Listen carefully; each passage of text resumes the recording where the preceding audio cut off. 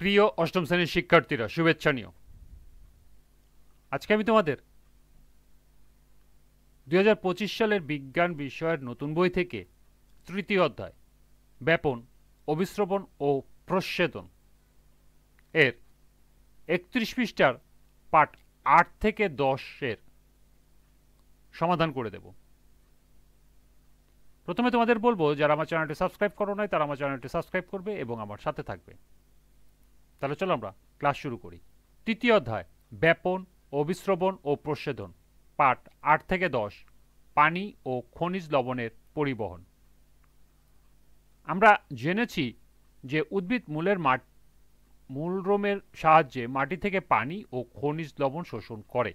এই পানি ও খনিজ লবণের দ্রবণকে কাণ্ড ও শাখা প্রশাখার মধ্য দিয়ে পাতায় পৌঁছানো দরকার, কারণ পাতায় প্রধানত এগুলোকে সালোক সংশ্লেষণ প্রক্রিয়ায় খাদ্য তৈরির রসদ হিসাবে ব্যবহার করে। আবার পাতায় তৈরি খাদ্য তার দেহের বিভিন্ন অংশে যথা কাণ্ড ও শাখা প্রশাখায় পাঠিয়ে দেয়। উদ্ভিদের মূলরোম দ্বারা শোষিত পানি ও খনিজ লবণ মূল থেকে পাতায় পৌঁছানো এবং পাতা থেকে খাদ্যবস্তু সারা দেহ ছড়িয়ে পড়াকে বলা হয় পরিবহন। শোষণের মতো পরিবহন পদ্ধতি এবং উদ্ভিদের জন্য অতি গুরুত্বপূর্ণ। জাইলেম ও ফ্লোয়েম নামক পরিবহন টিস্যুর মাধ্যমে উদ্ভিদে পরিবহন ঘটে।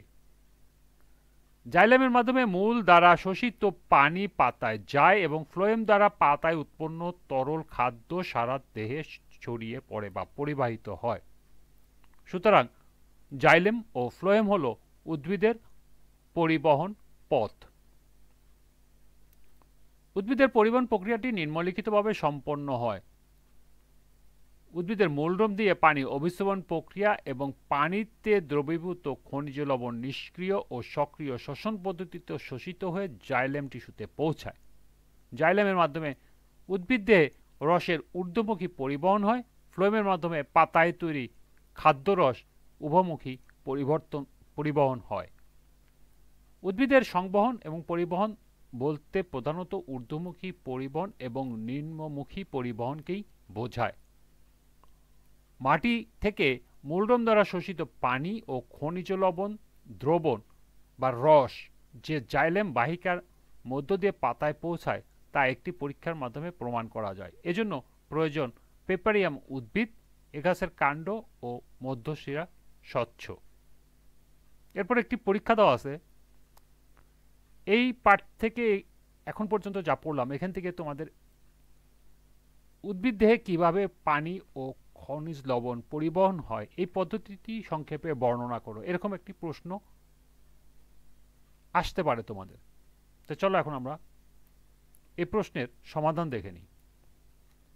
এটা একটি গুরুত্বপূর্ণ প্রশ্ন যে উদ্ভিদের পানি ও খনিজ লবণের পরিবহন ব্যবস্থা সংক্ষেপে লিখো। এর উত্তর হবে, উদ্ভিদ জীবনে পরিবহন একটি অত্যন্ত গুরুত্বপূর্ণ কার্যক্রম। উদ্ভিদে পরিবহন বলতে মাটি থেকে শোষিত পানি ও খনিজ উপাদান এবং পাতায় প্রস্তুতকৃত খাদ্যের চলাচলকে বোঝায়। অর্থাৎ উদ্ভিদের মূলরোম দ্বারা শোষিত পানি ও খনিজ লবণ মূল থেকে পাতায় পৌঁছানো এবং পাতায় তৈরি খাদ্যবস্তু সারা দেশে ছড়িয়ে পড়াকে পরিবহন বলে। জাইলেমের মাধ্যমে উদ্ভিদ দেহে রসের ঊর্ধ্বমুখী পরিবহন হয়। ফ্লোয়েমের মাধ্যমে পাতায় তৈরি খাদ্যরসের উভমুখী পরিবহন হয়। উদ্ভিদের সংবহন বা পরিবহন বলতে প্রধানত ঊর্ধ্বমুখী পরিবহন এবং নিম্নমুখী পরিবহনকেই বোঝায়। উদ্ভিদের মূল পানি ও খনিজ উপাদান শোষণ করে। মূলরোম দিয়ে শোষিত পানি এবং খনিজ উপাদান অভিসরণ প্রক্রিয়ায় মূলরোমের এক কোষ থেকে পার্শ্ববর্তী কোষে যায়। ওই কোষ থেকে তা পুনরায় পার্শ্ববর্তী কোষে যায়। এভাবে কোষ থেকে কোষে পানি এবং খনিজ পদার্থ চলতে চলতে একসময় জাইলেম ভেসেলে পৌঁছায়। তখন প্রচ্ছদনের স্রোতের সঙ্গে কাণ্ডের পরিবহন কলার মাধ্যমে পাতায় মেসোফিল কলায় পৌঁছায়। সেখানে সালোক সংশ্লেষণের মাধ্যমে খাদ্য তৈরি হয়। পাতা থেকে তৈরিকৃত খাদ্য ফ্লোয়েমের সিভ টিউবের ভিতর দিয়ে উদ্ভিদের বিভিন্ন অংশে পৌঁছে যায়। এভাবে উদ্ভিদের পরিবহন ব্যবস্থা চলতে থাকে।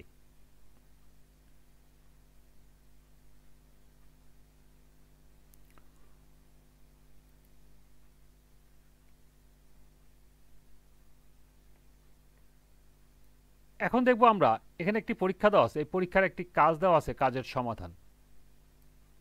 কাজটি হলো পানি পরিবহন পরীক্ষা। প্রয়োজনীয় উপকরণ: দোপাট অথবা পেপারিয়াম উদ্ভিদ, বোতল, তুলা, লাল রং, পানি।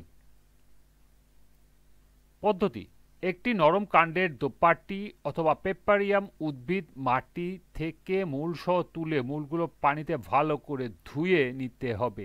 এখন আরেকটি বোতলে পানি দিয়ে তাতে কয়েক ফোঁটা লাল রং মেশাতে হবে। এবার গাছের মূলসহ অংশটি রঙিন পানিতে ডুবিয়ে রাখতে হবে। কয়েক ঘন্টা পর দেখা যাবে কাণ্ড এবং পাতার শিরাগুলো লাল রং ধারণ করেছে। গাছটি বোতল থেকে তুলে কাণ্ডের প্রচ্ছচ্ছেদ বা লম্বচ্ছেদ করে অণুবীক্ষণ যন্ত্রে দেখো এবং তা লিপিবদ্ধ করো। তোমার পর্যবেক্ষণ থেকে তুমি কি সিদ্ধান্তে উপনীত হলে তা এবং এতে কি প্রমাণ হলো। তাহলে তোমাদেরকে বলছে গাছের রঙিন পানিতে ডুবে রাখার পরে গাছের প্রচ্ছচ্ছেদ অথবা পাতার প্রচ্ছচ্ছেদ করে অণুবীক্ষণ যন্ত্রে দেখলে সেখানে কি দেখা যাবে এবং সেই পর্যবেক্ষণ থেকে তুমি কি সিদ্ধান্তে উপনীত হলে বা কি প্রমাণ হলো সেটা তোমাদেরকে লিপিবদ্ধ করতে হবে। তো চলো আমরা এই কাজের সমাধান দেখে নিই।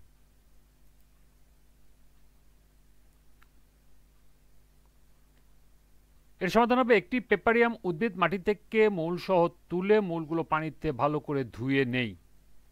এখন একটি বোতলে পানি দিয়ে তাতে কয়েক ফোঁটা লাল রং মিশিয়ে নিই। এইবার গাছের মূল সহ অংশটি রঙিন পানিতে ডুবিয়ে রাখি। কয়েক ঘন্টা পর গাছটি বোতল থেকে তুলে কাণ্ডের প্রস্থচ্ছেদ করে অণুবীক্ষণ যন্ত্রে নিলে দেখা যাবে কাণ্ডটি লাল রং ধারণ করেছে।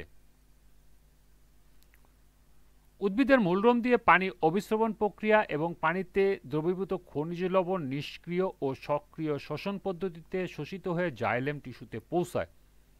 জাইলেমের মাধ্যমে উদ্ভিদ দেহে রসের ঊর্ধ্বমুখী পরিবহন হয়। পানিতে লাল রং মেশানো থাকায় কাণ্ড ও পাতার শিরাগুলো লাল রং সহজেই দৃষ্টিগোচর হয়। আমরা পানি পরিবহন পরীক্ষার পর্যবেক্ষণ থেকে এই সিদ্ধান্তে উপনীত হলাম উদ্ভিদে পানি পরিবহন ঘটেছে, যার ফলে পানিতে মিশানো রং উদ্ভিদের কাণ্ড ও পাতার শিরাগুলো লাল রং ধারণ করেছে।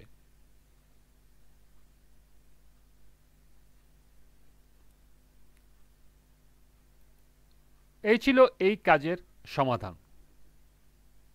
এরই সাথে লিখিত এই অধ্যায় শেষ। এরপরে অনুশীলনী। আজকের ক্লাসটি এ পর্যন্তই। পরবর্তী ক্লাসে অনুশীলনীর সমাধান করে দেব। সবাইকে আবারও বলছি, যারা আমার চ্যানেলটি সাবস্ক্রাইব করো না তারা আমার চ্যানেলটি সাবস্ক্রাইব করবে এবং আমার সাথে থাকবে। সবাইকে পরবর্তী ক্লাস দেখার আমন্ত্রণ জানিয়ে আজকের মতো আমি এখানে বিদায় নিচ্ছি। আল্লাহ হাফেজ।